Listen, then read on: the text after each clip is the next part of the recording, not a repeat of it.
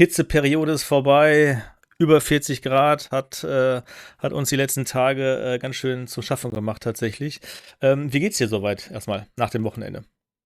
Ja, war 'n hartes Wochenende tatsächlich. War echt warm, muss man wirklich sagen. Aber zum Glück, ist es ja so, dass das wieder alles 'n bisschen jetzt runtergeht und, wir wieder entspannte Temperaturen haben. Aber wir wollen nicht meckern. Es ist schön, es ist Sommer. Endlich ist mal Sommer und, wir können das genießen und es ist warm und deswegen, also, ist cool so, wie's ist. Aber ansonsten, ja, mir geht's gut, alles passt. Und selbst? Soweit super. Die Hitzeperiode hat uns echt wirklich zu schaffen gemacht, muss man sagen. Aber wie du schon gerade erwähnt hast, man muss mit allen Gegebenheiten klarkommen, und man soll nicht mal meckern, auch wenn man mal ein bisschen Temperaturen in die Höhe gehen. Wir meckern immer, Richtig. wenn es regnet oder wenn es bedeckt ist, ne? Und im Endeffekt kann man es nie einem recht machen. Aber jetzt war es schon drückend und wir sind froh, dass wir jetzt wieder einigermaßen natürliche Temperaturen haben, auf jeden Fall. Genau. Ja, das Thema heute. Ich habe noch im Hinterkopf, dass wir im letzten Podcast tatsächlich du ein Thema angerissen hast, was wir jetzt einfach mal ein bisschen vertiefen wollen. Und zwar ist das Fabric Jumpstart. Ich bin extrem gespannt. Ich kann mir schon gut vorstellen, was da auf uns zukommt. Ne? Man soll das Rad ja nicht immer neu erfinden. Ich glaube, das ist so der Slogan, der da schon gut passen würde zu.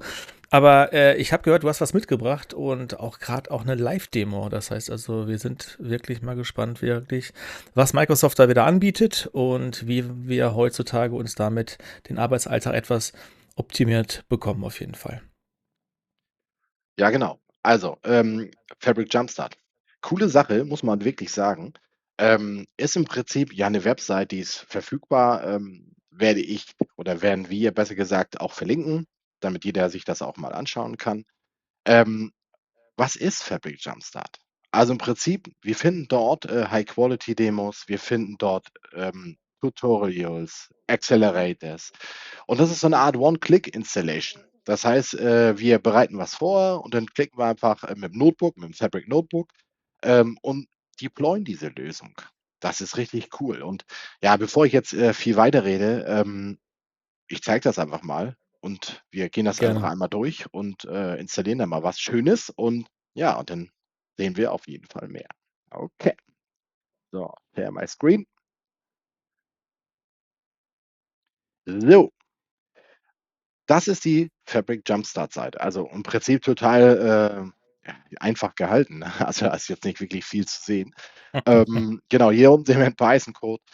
Hier sehen wir schon, wie das Ganze funktioniert. Also, wir würden das in ein Notebook, ja, reinpasten, entsprechend dann ausführen und dann, würden wir 'ne Lösung, ja, deployed bekommen. Aber vorher, gucken wir uns mal den Katalog an. Hier oben finden wir Katalog. Hier unter Katalog sehen wir verschiedene Lösungen, ne? Also, wir können hier, im Prinzip, ja, wie soll ich sagen, aus vielen dieser Lösungen einfach, ja, uns eine aussuchen, die cool ist. Und hier kann man links noch den Workload anpassen, ne? Also, was für 'n Workload wir haben. Realtime, wir können das auf der wegklicken. Genau, und ich habe mir eine besondere ausgesucht oder, ja, die ich gerne mal zeigen möchte und das sind die Capacity Events und die finden wir unter Realtime Intelligence Workload und dann sollte das hier irgendwo sein, genau hier, Fabric Platform Monitoring Capacity Events. Damit können wir unsere Kapazitäten so ein bisschen, ja, sichten und sehen, wie gerade diese Auslastung ist. Es ist 'n Realtime. Das heißt, das Ding läuft dauerhaft, ne? Also, sprich, dauerhaft werden Daten geliefert und dauerhaft werden Daten dann auch geschrieben. Und wir sehen praktisch dann, ja, wie viel Auslastung hat unsere Kapazität. Ja, also, das ist so richtig cool, werden wir uns später noch genauer angucken. Ich klicke da mal rein und dann sehen wir auch, was hier alles passiert. Also, im Prinzip so 'n kleine Overview. Wir sehen, was deployed wird, ein Notebook, ein Event Task, ein Event Stream, 'ne KQA Database, ein Realtime Dashboard und 'ne Data Pipeline. Ja, und dann geht das hier weiter. Im Prinzip, was wir alles tun müssen, damit wir, ich sage mal, diese Lösung, ja, deployen können, ja? Also, im Prinzip folgt man dem einfach und hat seine Lösung später. Jetzt kommt aber das Coole. Diese Lösung können wir natürlich erweitern und das möchte ich natürlich auch noch zeigen. Das heißt, wir werden diese Lösung, um einen Activator erweitern, der uns dann ich sage mal, wenn eine Kapazität über eine gewisse Consumption geht, ich nenne sie mal Consumption oder Consumption Usage, Ja. in Prozent, dass er uns dann ja eine E-Mail oder 'ne Teams-Nachricht, schickt. „Ah, hör mal zu, deine Kapazität XY hat, im Prinzip so und so viel, ja, Prozent. Bitte mal gucken, was da los ist.“ Das ist jetzt nur 'n einfaches Beispiel.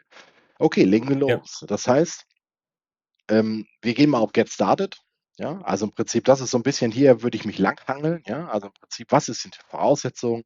Wir müssen Admin-Member oder Contributor sein eines Workspaces, ja? Wir brauchen eine P oder F Capacity, ja, damit das Mhm. funktioniert. Wir müssen natürlich einen Workspace anlegen, den habe ich schon angelegt. Wir brauchen ein Notebook, damit wir diese Lösungen deployen können, die wir deployen wollen.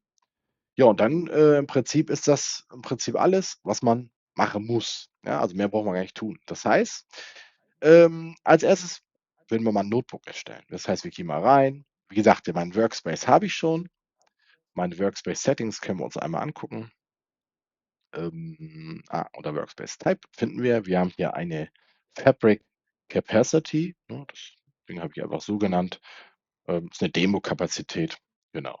Und jetzt wollen wir ein Notebook erstellen. Hier New, hier unter den Favoriten, wollte ich bald sagen, oder die ich oft genutzt habe, sind Notebook. Gebe ich dem Ganzen einen Namen. So, Create Notebook.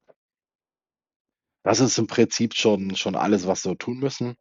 Als Erstes, das heißt, ich hole mir mal jetzt den, Code, gehe mal Getting Started zurück, klicke hier einfach drauf, gehe wieder zurück, paste das einfach hier rein, ne? Das ist der erste Schritt. Read only, warte mal, Reconnect, Moment. So, zack, wieder Reconnect. Warum habe ich jetzt an das ist merkwürdig. Jetzt. Okay, hat 'n Moment gedauert. So, ich klicke hier einfach auf Run Cell. Jetzt sollte gleich ich sage mal, innerhalb von ein paar Sekunden in diesem Falle startet die Kapazität. Ja, also sprich nicht die Kapazität, ist jetzt Quatsch, sondern, das Notebook, die Session. Und wir Mhm. installieren erstmal Fabric Jumpstart. So, da wird gleich, im Prinzip, 'ne kleine Warnung, Errormeldung rauskommen. Das können wir hier, vernachlässigen. Das ist nicht schlimm. Da geht's um Update. Es gibt 'n neues Release. Das brauchen wir hier nicht. Generell sollten wir Errormeldungen natürlich nicht vernachlässigen, aber in unserem Mhm. Fall ist das jetzt vollkommen okay. Das passt. So, jetzt können wir als Nächstes uns mal, die ganzen Jumpstart-Lösungen angucken. Können wir hier das nutzen, ja? Also jumpstart.list und in Klammern. Auch wieder nächste Zelle, also im Prinzip einfach reinkopieren, easy. Jetzt gehen wir mal scrollen wir 'n bisschen runter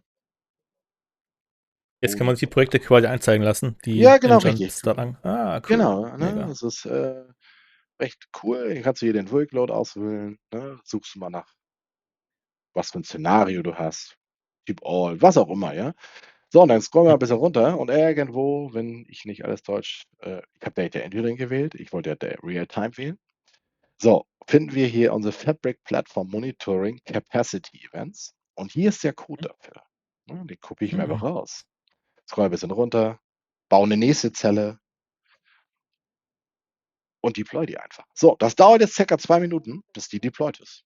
Und dann ist die Lösung erstmal, also grundsätzlich erstmal, wie soll ich sagen, erstmal deployed. Wir müssen dann noch Nutzbar, was ja, machen, genau. okay. Einen Schritt danach müssen wir noch tun, und zwar die vorhandenen Kapazitäten, die es bei Mhm. uns im Unternehmen gibt, ähm, zu dieser Lösung hinzufügen. Da gibt's 'n Notebook Sonst für, das weiß der führen ja wir gar einfach nicht, ja. aus. Ja, weiß Ja, das gar sonst nicht, weiß der ja genau. gar nicht, ja, was er checken soll, ne? Ja, Genau. Und, cool. wichtig hier als kleiner Hinweis, wir müssen Fabric Capacity Administrator sein, damit das geht. Das heißt, ich muss eingetragen sein, damit ich das sonst würde ich die nicht finden und er würde dann auch diese Lösung, ja, er würde die Kapazität nicht hinzufügen und die werden dann geskippt praktisch, ne? Also, das, ist Ja, weil du einfach keine sollte man Rechte hast, wissen. ne? Ja.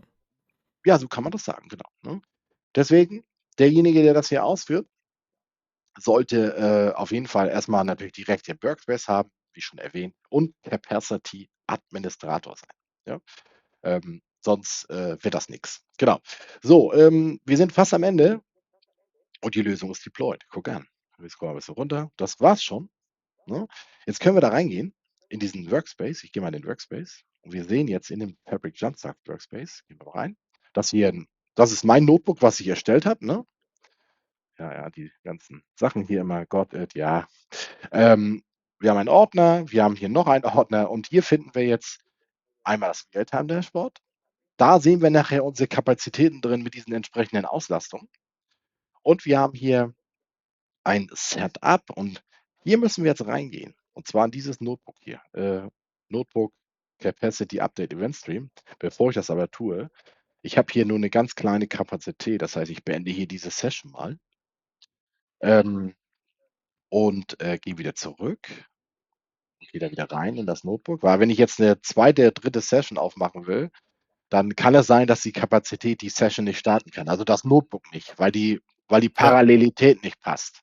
Ne, das können wir im Prinzip aber hier tendenziell auch ändern, wenn wir wollen. Dann das Verhalten ist aber hier nicht Thema dieses Tutorials, dieses Video. So, gehen wir mal rein. So, wir sehen hier so ein paar Sachen, was wichtig ist. Kann man sich alles durchlesen. Wir starten das mal, gucken, ob das jetzt funktioniert. Ich glaube, so 1, 2 Minuten dauert das jetzt, bis die Session gestartet ist, weil er hier Python 3.11 als Environment noch laufen lassen will oder möchte. Deswegen brauchen wir einen Moment. Wir können diese beiden Sachen, ich sage mal in Anführungsstrichen, schon mal ausführen. Aber wir können ja Folgendes machen.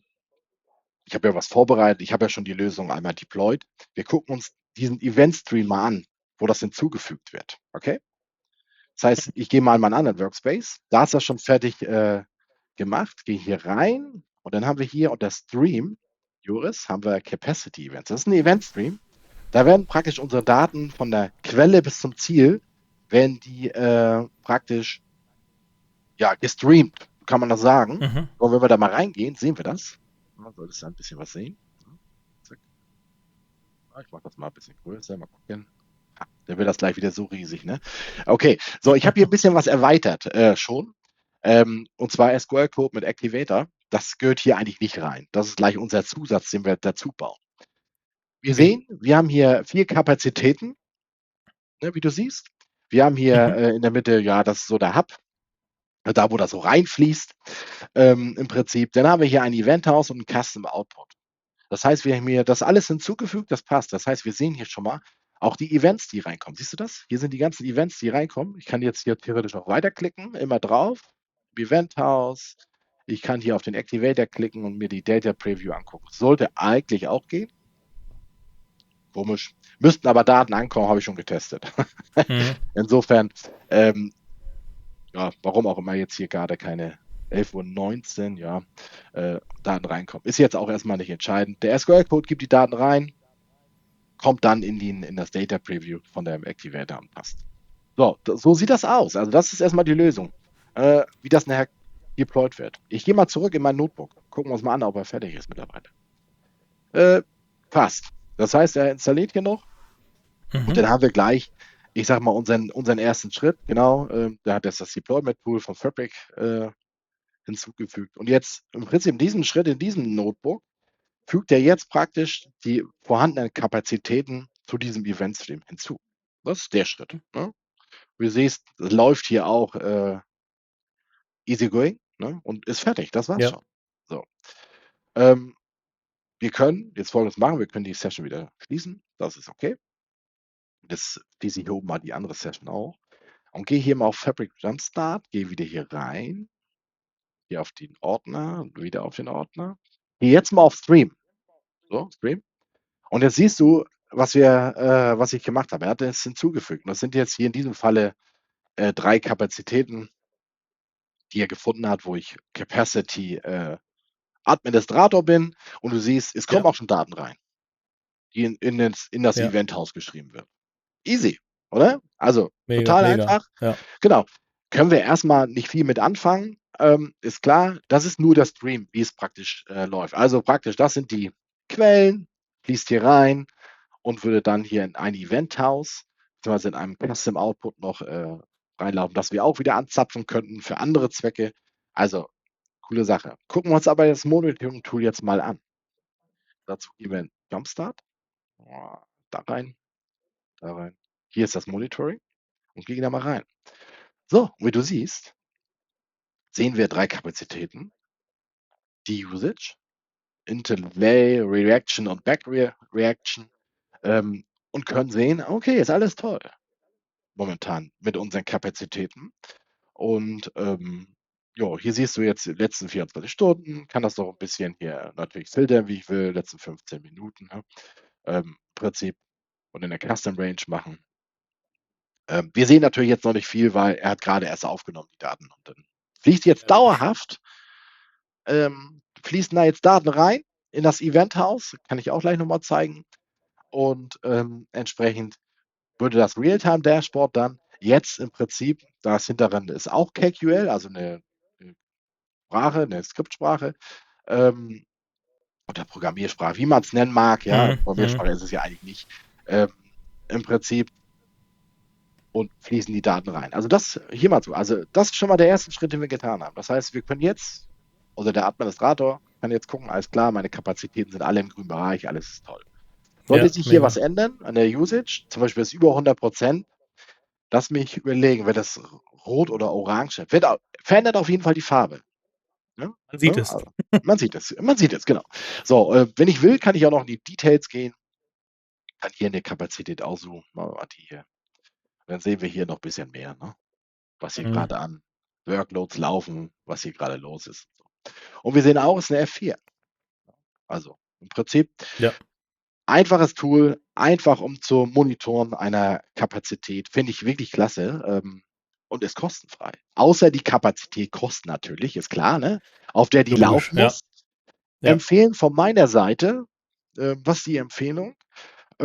Ich würde eine separate Capacity dafür nutzen für solche Zwecke. Das heißt, ich würde es nicht auf der Okay. Hauptkapazität nutzen, wo meine Mhm. Workloads laufen, sondern ich würde eine separate Kapazität dafür nutzen wollen. Wenn natürlich die Kapazitäten, ich sag mal, die man sowieso schon hat, Recht hoch ist, ne? Ja, ja. ja, oder ganz wenig Auslastung hat, dann kann man sowas Mhm. natürlich auch auf darauf bauen. Das ist okay. Ne? Aber Okay. kann man hier gut nutzen, funktioniert hier, wie gesagt, wie du Aber, siehst, einwandfrei. Ja, aber was würdest du denn jetzt, gehen wir mal davon aus, wir haben ein Projekt F16, ja, das Ding läuft, ja, ich will nicht sagen am Limit, aber halt, es ist ausreichend halt. ja. Würdest du da eine F2 oder eine F4 für diese Lösung jetzt nutzen oder was würdest du da empfehlen? Du meinst, du hast eine F16 hast du schon im Unternehmen? Genau. Also, ich würde das folgendermaßen machen. Ich würde also, es reicht für diese Lösung reicht eine F2 vollkommen aus. Keine Okay, F4, ja. viel zu teuer. F2, Ja. ähm, reicht da vollkommen für aus. Wenn du in deiner F16 aber theoretisch eine Auslastung hast, die sehr gering ist, also gering heißt für mich, die ist wirklich ganz, ganz gering, also du brauchst nicht immer volle Power, dann kannst du diese Lösung auch auf die F16 mit drauf schieben, ne, raufsetzen. Das ist gar kein Problem. Du musst keine zusätzliche F2 dafür buchen. Ich empfehle das nur vielleicht einfach ähm, für die Trennung vielleicht auch auf eine F2 dann herunterzuregeln, sage ich Ja. jetzt mal. Ne? Also praktisch eine andere Kapazität dafür zu nehmen. Das wäre so meine Idee dahinter. Das ist ein bisschen besser, das ein bisschen zu trennen. Aber okay, Ja. Ja. Ja, man Schritt muss ja auch 1 mal, erledigt. man muss ja auch mal sagen, wir haben ja gerade wirklich gesehen, wie einfach und schnell das zu deployen geht Ja, halt, ja. Und man genau. könnte es ja jetzt zum Beispiel in unserem Beispiel auf der F16 einfach mal deployen, gucken, okay, haut das jetzt voll die Ausschläge nach oben halt, ne? Oder reicht das vollkommen aus? Wenn es zu viel Performance frisst, könnte man es ja wieder rausziehen, Ja, deinstallieren und dann F2 hochziehen und das dann ebenfalls da deployen halt, ne? Ja. Aber ja, mega. Also ich finde, ja, eigentlich müsste man jeder in jedem Fabric-Projekt aus meiner Sicht sowas deployen im Vorfeld. Ne? ja. Was du nicht brauchst, was du gerade sagst, löschen und wieder deployen, brauchst du gar nicht. Du kannst hier reingehen und du gehst einfach in die Workspace-Settings und änderst Ah, einfach und die hängst das um. Kapazität. Ah, Hängst mega, das einfach mega. um. Ja. Also, da brauchst du nichts löschen. Alles gut, gar Okay. kein Problem. Okay, Schritt 1 erledigt. So, was haben wir gesagt? Jetzt wollen wir natürlich E-Mail schicken lassen, beziehungsweise den Activator noch ein bisschen dazu, ich sag mal, nutzen. Das heißt, wir ändern den Event-Stream ein bisschen. Und dazu gehen wir in Capacity Events. Und ich mache das jetzt mal ein bisschen kleiner. Gehe hier oben auf Live und dann auf Edit. So, jetzt kann ich hier das Ganze editieren. Ich kann hier also hinzufügen, kann auch Quellen, also ich kann hier alles machen. Ich kann hier Quellen hinzufügen. Ich kann transformieren, ich kann Ziele hinzufügen. So, und jetzt ist es ist, wie gesagt, echt cool. No-Code, Low-Code oder auch kann man hier wirklich Transform Events. Was wollen wir machen? Wir brauchen im Prinzip die Consumptions. Das heißt, wir machen mal eine SQL-Transformation. Das heißt, so, und jetzt ist das easy. Das heißt, ich mache mal Folgendes. Ich verbinde einfach diesen Output hier mit dem Input. Das heißt, ich kriege jetzt erstmal den Input und Output. So, was will ich haben? Mein Ziel ist nachher eine Activator, richtig? Ja? Mein Ziel ist ein Activator, wo praktisch die Daten hinfließen. Das heißt, ich klicke hier noch auf Activator, mache hier das Gleiche. So, gehe hier aber rauf, verbinde die miteinander. Dann habe ich schon mal zumindest so ein kleines Grundgerüst gemacht. Wir können in diesem Schritt, wenn wir hier beim Activator sind, schon mal den Activator einfach anlegen. Das heißt, ich mache mal einen neuen. Ne? Kannst auch einen aussuchen, wo du es hinliefern lässt, also wo die Daten hinfließen sollen. Ich nenne das einfach mal Demo Activator. Ist in diesem Falle vollkommen egal, wie der Name ist. Dann klick hier auf Save, dann ist das schon mal erledigt. So, ne? Wird auch grün, du siehst alles toll. Jetzt gehen wir hier rein und wollen natürlich hier das Ganze noch mit einem SQL-Code, sage ich jetzt mal so ein bisschen Query. Das heißt, ich auf Edit Query. So, ich habe immer einen Input und ich habe einen Output beim SQL-Code. So, ich habe mir ein Skript schon geschrieben, Joris. Natürlich habe ich das gemacht. Hast du es vorbereitet? Ja, natürlich. In jeder guten Kochshow. Genau. So, ich mache das folgendermaßen. Zack. Müssen noch eine Sache ändern.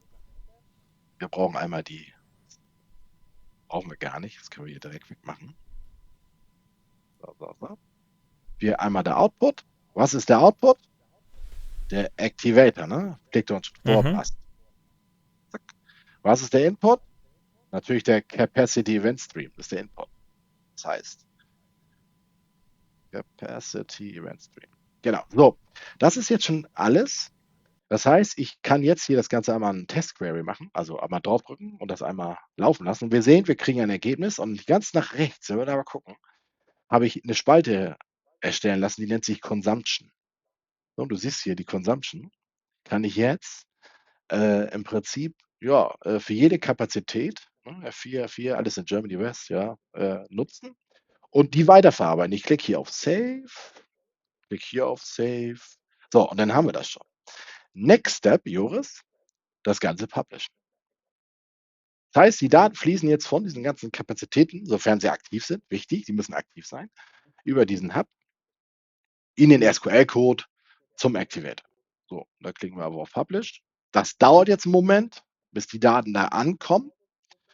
Und im Prinzip, ne, du siehst selbst, wie die Eieruhr läuft, so nenne ich sie immer, ja. Ja. Und wird praktisch dann gleich aktiv sein. So, das heißt, wir können jetzt mit dem Activator weitermachen. Wir gehen mal in den Activator und gehen hier wieder in den Ordner, sehen hier unter Fabric Jumpstart, habe ich das unter Setup, ich muss mal kurz gucken, wo der Activator ist. Ach, da ist er. Oberster Ort, Demo Activator, den habe ich gerade angelegt. Ja. So, im Prinzip starte ich den jetzt mal und jetzt ist hier natürlich erstmal gar nichts. Logischerweise. Ja. So, jetzt kann ich hier unter, ich sag mal, New Role, also neue Regel, einmal aufklicken, dann kommt hier so ein Fenster. So, und diesem Fenster kann ich jetzt definitiv ein paar Sachen definieren, sage ich jetzt mal. Ich sage zum Beispiel, was möchte ich? Ich möchte ein Text State is equal to, als Beispiel, oder Contains, machen wir Contains. Dann suche ich mir meine Spalte aus. Du siehst, die Spalten sind schon da. Ja. Nehme mir den Capacity Name als Beispiel. Jetzt muss ich mir kurz überlegen, wie der Kapazitätsname ist. Das muss ich mir jetzt merken. Das ist natürlich jetzt wieder total schwierig für mich. Kann ich sie kopieren? Guck mal, ich kopiere mir das einfach. Copy. Gehe hier rein, gehe wieder in den Activator rein und sage zum Beispiel, das ist jetzt hier, also Contains Capacity Prod. Es gilt jetzt nur für diese Kapazität. Wohlgemerkt die Regel, ne? Das ist wichtig. So, jetzt mache ich eine weitere Condition und sage, Ein Numeric State ist greater than als Beispiel. Jetzt will ich mir meine Spalte und zwar Mhm. meinetwegen Consumption als Beispiel. Das ist ein einfaches Beispiel hier, wirklich. Ja, ja. Sage, wenn der Value über 60 ist, dann schickt mir eine Action. Das wäre in diesem Fall eine E-Mail. Mhm. So, E-Mail zu diesem Benutzer, sage ich jetzt mal. Und dann kannst du hier noch ein Subject und eine Headline schreiben und anschließend send me a test action. Im Nein-Falle habe ich jetzt leider keine E-Mail, also keine Lizenz dahinter. Deswegen kann Mhm. ich das jetzt nicht ausführen. Aber das ist der Grundgedanke. Kannst aber auch, wenn du willst, eine Teams-Nachricht oder auch andere Aktivitäten starten lassen. Ja, das ist ja Ein cool. Copy-Job, ein Dataflow, eine Function, wie auch Mhm. immer, irgendwas auslösen lassen, damit das passiert. Anschließend ist das easy, einfach Save and Start. Ja. Dann läuft der Activator. Der Nachteil hier, also was heißt Nachteil? Ähm, gut, Nachteil finde ich das jetzt nicht unbedingt, aber das zum Beispiel ist möglich ist, dass er im Prinzip jetzt immer die Nachrichten schickt, das im Dauerhaften. Das heißt Mhm. 60 im Prinzip, wenn er jetzt über 60 geht, schickt er immer in Prozent, ja. regelmäßigen Abständen hinein. Das kann man aber anders. Man kann Objekte, neue, andere Regeln bauen. Das geht alles, dass er zum Beispiel, nehmen wir mal ein Beispiel, Joris, deine Kapazität ist meinetwegen jetzt 5 Minuten über 60. Mhm. Und erst wenn eine Regel könntest du bauen, dass wenn über 7 Minuten zum Beispiel oder über 5 Minuten das praktisch überschritten worden ist, dass er dann erst reagiert. Verstehst du, was ich Ja. meine? Ja, Solche ja, Sachen ja, kannst du ja. natürlich machen. Insofern ist das easy, das funktioniert und läuft. Mehr brauchst du gar nicht tun. Und im Prinzip könnte man jetzt aber warten, bis das hier alles läuft und funktioniert. Mega, mega. Ja, Also genau. im Grunde genommen ist das ja schon so ein bisschen vergleichbar wie einmal mit den Budget-Alerts von Azure direkt selber halt. Ne? Da hast du ja Ja, auch die Möglichkeit zu sagen, ich möchte jetzt in einem Monat gerne 300 € verbrauchen erstmal und bitte warne mich, wenn 80% der 300 € verbraucht sind. Ich ja, finde das mega und du kannst ja wirklich da Logiken aufbauen, halt, wie du es auch gerade erzählt hast, ne? ja, Wenn 5 Minuten lang die Kapazität über 60% ausgelastet ist, schick bitte eine Nachricht, etc. pp. ja, Und so ein bisschen vergleichbar ist es auch mit Foundry, mit den Tokens pro Minute halt. Ne? Früher war es ja wirklich so, wenn du ein Modell deployed hast, bist du auch an Lastspitzen rangestoßen, ne? Hast aber nie eine Nachricht bekommen halt. ja, Und dann musste man natürlich wieder dann früher Formulare ausfüllen, um in die nächsthöhere Kapazität zu kommen, was ja mittlerweile Microsoft mit den Tiermodellen abgeschafft hat, glücklicherweise. Aber ich ja. finde das mega halt. Und eigentlich ne, könnte man ja davon ausgehen, dass Microsoft jetzt nachdenkt und überlegt, ja, warum bieten wir sowas nicht standardmäßig unseren Fabric-Partnern an halt, ne? Ja, In Fabric integriert selber oder in Azure, weiß auch immer halt. Also könnte man ja auch davon ausgehen, dass Microsoft das eigenständig dann zukünftig einfach standardmäßig deployt. Aber ja. finde ich mega und gehört aus meiner Sicht tatsächlich zu jedem Fabric-Projekt dazu, aus meiner Sicht. Genau, also im Prinzip gibt ja die Fabric Matrix App, wo man auch viel sehen kann, also wie die Auslastungen sind, ne, und wie viel CEOs Ja, verbraucht werden. Aber das ist eine einfache, coole Lösung. ja. Aber ich habe mir noch versprochen, dass wir uns das Eventhaus nochmal angucken. Habe ich ja gesagt. Das finden wir, also Eventhaus, wo die Daten reinfließen, das finden wir hier Mhm. unter Data Stores und dann haben wir hier so ein Eventhaus mit einer KQL-Database und sehen dann im Prinzip das Eventhaus und jetzt können wir hier im Prinzip auf so eine einfach raufklicken und du siehst, wie die Daten hier reinfließen, ne, im Ja, Prinzip. ja, mega. Und das Ganze unterliegt einer Update Policy. Das heißt, hier gibt es eine Funktion, das sind Update Policies. Was ist das? Daten fließen rein und werden transformiert und anschließend in der Tabelle geschrieben. Ne? Also im Prinzip, wenn du dir den Code hier mal anguckst, das KQL-Skript, dann siehst du, passiert hier was, ne? Und Mhm. dann werden sie in die Tabelle geschrieben. Kann ja mal so und dann sieht man das. Das ist eine richtig spannende Geschichte, muss ich sagen. Des Ja. Weiteren könntest du diese Daten, die du hier hast, Juris, könntest du natürlich auch in OneLake bringen, indem du Mhm. entweder auf einzelne Tabellen ich sag mal, das OneLake hier auf der rechten Seite aktivierst, also die Verfügbarkeit, oder Mhm. halt, ich sag mal, also auf der Database direkt einfach für alle Tabellen mal machst. Kann man also im Prinzip einfach steuern. Entweder für alle Tabellen oder für einzelne. Dann hast du es in OneLake, kannst es dann wiederum in Lakehäuser verwenden, wo auch immer du willst. Also die Verfügbarkeit praktisch ist nicht standardmäßig aktiviert, wohlgemerkt. Aber Okay, kann okay. man machen. Also das ist hier recht spannend. Auch hier drauf, wenn du ja, Lust hast, ein Realtime-Dashboard bauen, ein Data Agent, ein Mhm. Operation. Also ich will sagen, die Möglichkeiten sind hier sehr, ja, unendlich ist jetzt übertrieben, aber schon sehr viele Möglichkeiten, um genau solche schönen Dinge auch durchzuführen und auch zu machen. Ja, also genau. Ja, Wollte ich noch es lässt zeigen. halt So. Hm? mega, mega. Es lässt halt viel Spielraum, wirklich eigene Lösungen zu entwickeln, zu ergänzen, zu erweitern, wie du es auch gerade gezeigt hast mit dem Activator, finde ich wirklich klasse, muss ich sagen. Ich denke mal, der Projektkatalog wächst wahrscheinlich von Monat zu Monat. Ne? Ich kann mir schon sehr gut vorstellen, dass ist das eine offene Community? Weißt du das überhaupt? Ist das sowas wie GitHub, dass man sagt, okay, hier werden Projekte für die Öffentlichkeit bereitgestellt? Oder sind das Projekte, die man bei Microsoft einkippen muss und die veröffentlichen die dann in diesem Bereich? Also im Prinzip ist das tatsächlich ein GitHub-Repo, wo Ah, das okay, Ganze drin liegt. Und dann kannst du cool. die deployen. Es gibt auch eine GitHub-Seite dafür. Warte, ich teile gleich nochmal. GitHub. Das heißt, du könntest aber auch Äh, ein Projekt auf GitHub deployen und das dann im Jumpstart veröffentlichen. Weißt du das? Tendenziell kann man sich, glaube ich, als Contributor dort mit einbringen. Ich gucke mal kurz. Warte, ich teile nochmal, Joris. Das ist ja schon mega halt, ne? Ja, das ist, will ich noch einmal zeigen. Hier, das ist die GitHub-Seite dazu. Und hier gibt es ja mehrere Contributors. Mhm. Und im Prinzip kann man sich das alles mal durchlesen hier, was hier alles ist. Du kannst sogar auch, Ja.